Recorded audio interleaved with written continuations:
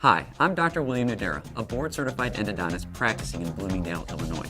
I've had the wonderful opportunity of traveling the country the last few years, giving technique courses on how to do predictable endodontic treatment.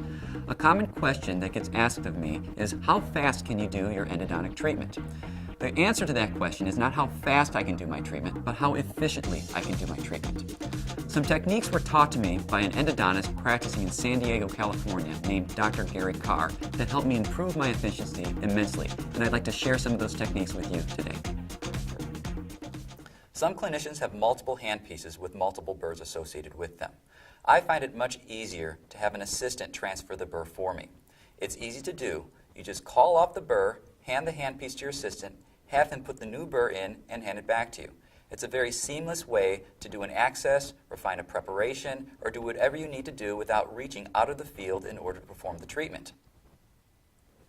It's very important when transferring hand files back and forth from the doctor to the assistant to not get poked. In order to control this, what we do is we have the assistant wear the endo sponge on the endo ring, and they prepare the file for me and get it ready for me and place it in my fingers. I grab the file, they pull the sponge, and they push the sponge as the file is transferred. When we do this, we ensure that there's going to be nobody getting hurt with this particular procedure.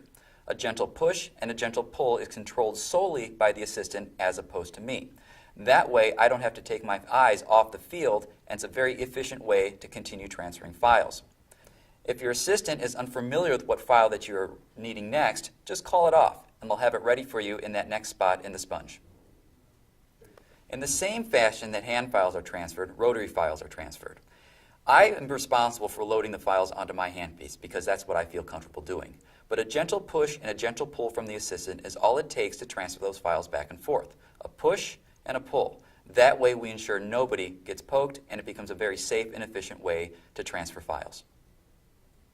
A very inexpensive way to increase your efficiency during root canal treatment is to get another mirror for your kit. Rather than continually wiping your mirror on the patient napkin and wasting time, have your assistant have a clean mirror handy all the time.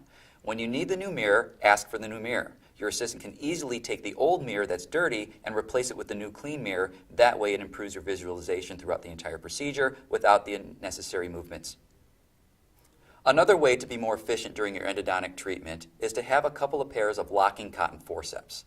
It takes a lot of time for the clinician to fumble through packages of paper points to grab that paper point, then to transfer it to the tooth to dry the canals.